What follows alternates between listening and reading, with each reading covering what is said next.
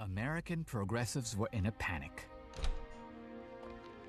They realized that if future generations of Americans knew the intimate connection between progressivism and the Democratic Party on the one hand and the fascists and Nazis on the other, they would be finished. And so, taking a page from Hitler himself, they settled upon the idea of a big lie. First, they would muddle the meaning of fascism itself. They would take the socialism out of National Socialism. Second, they would move fascism from the left-wing column, where it had always belonged, into the right-wing column. But we must not believe that big lie. The fascists and the Nazis were always on the left. They formed a mutual admiration society with the American left.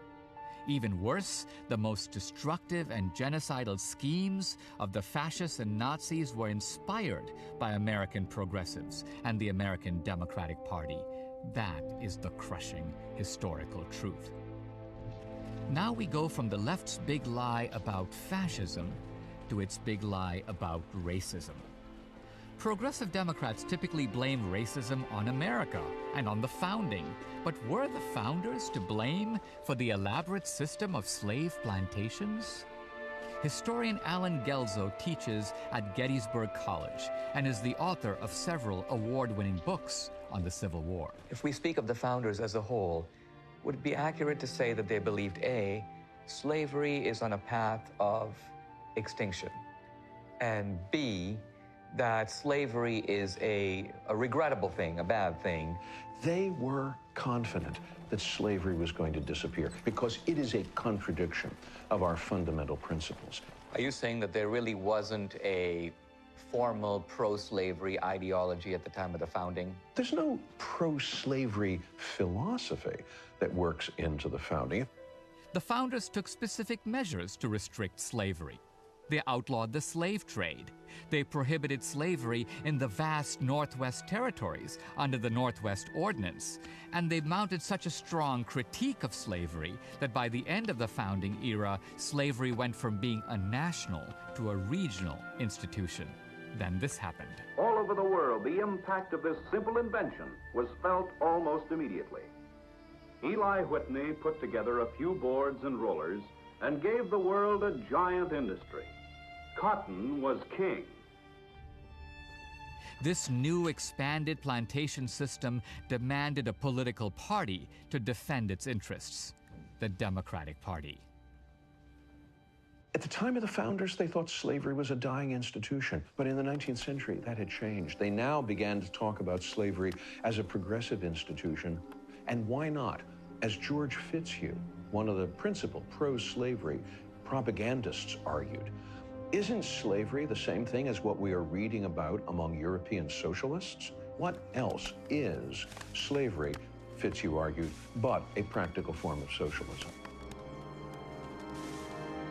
Fitzhugh even tried to sell his idea to black leaders. He defends slavery as an early form of the welfare state. Fitzhugh argues that in slavery, unlike in capitalism, the slaves who cannot provide for themselves are looked after from cradle to grave. If you took the logic of that argument, the idea that the slave plantation is a kind of extended family, that from each according to his abilities to each according to his need, Marxian principle, that this was not only an excuse for enslaving black people, but there was nothing in the logic that prevented you from enslaving a white guy. Why not enslave white people, or at least reduce them to an economic status little better than that? Why not also extend slavery into the northern free states? Lincoln thought he discerned the hand of a plot here. Would it be accurate to say that one of the key differences between the Republican and the Democratic Party is that the one party is founded on the idea of keeping the fruits of your labor, and the other party is founded on the idea we get to take your stuff either for our own use or because we've got some other better use for it? That became the credo of the Democratic Party. The great opponent of the Democratic plantation was Abraham Lincoln. In a phrase, Lincoln described the evil of slavery at its core. You toil and work and earn bread, and I'll eat it. Whenever I hear someone arguing for slavery, I feel a strong impulse to see it tried out, on him personally. Lincoln ruthlessly exposed Democratic hypocrisy. Wolves devouring lambs. Not because it is good for their own greedy maws, but because it is good for the lambs. For Lincoln, the fundamental sin of slavery, curiously enough, was not its racial aspect. That comes after. The fundamental sin of slavery is theft, because it says, you work, you toil, I will take the proceeds of that. And Lincoln's great anxiety was to point out how Northern Democrats had conspired together with Southern Democrats to promote justifications of taking away the fruit of other people's labor. Guelzo is exposing the progressive strategy of blaming slavery on the South. The Northern Democrats were in league with the Southern Democrats, making slavery the sin not of the South, nor of America, but of the Democratic Party. Northern Democrats were fully as complicit in this as Southern Democrats. The powerful New York Democrat Martin Van Buren applied the idea of rural plantations in the South to urban centers in the North. When new immigrants came to America, they were poor, insecure, desperate. Some came as indentured servants. Like the slave populations in the South, they were a vulnerable people. Van Buren created an army of big city bosses, like Boss Tweed, who ran Tammany Hall in New York City, who would raid the treasury and use the money to create a patronage system that would keep immigrant populations collectively dependent on and voting for the Democratic machines, like in this scene from Gangs of New York. Here to take the chill off your soul and the weight off your heart. Welcome to America, son. Your long, arduous journey is over. Go back to your own country. Move Tammany! America for... So before the Civil War, the Democrats' majority status depended upon rural plantations in the South and urban plantations in the North. Lincoln warned that the goal of the Democratic Party was to turn all of America into a plantation. To stop Lincoln, the Democrats went to war.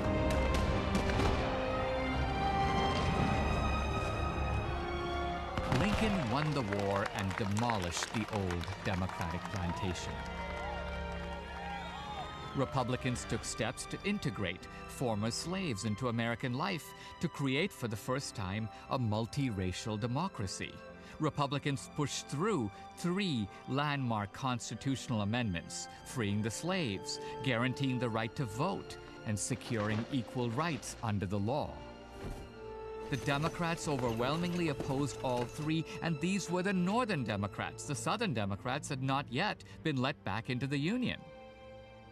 The Democrats needed a new enslavement strategy and someone to implement it.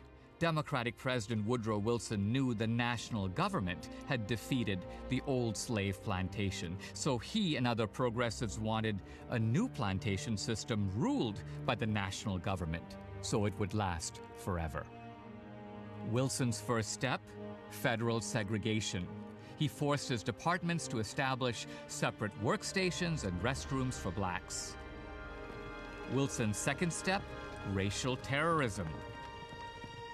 Wilson screened the film Birth of a Nation in the White House. It spurred a national revival of the Ku Klux Klan. The Klan had previously been confined to a handful of southern states. Now it stretched from coast to coast. The Klan became the domestic terrorist arm of the Democratic Party. Wilson was the first progressive president. Progressive here means progress toward the powerful centralized state and away from the American founding. In the Democrats' new plantation scheme, the big house is the White House, and the plantation master is the president.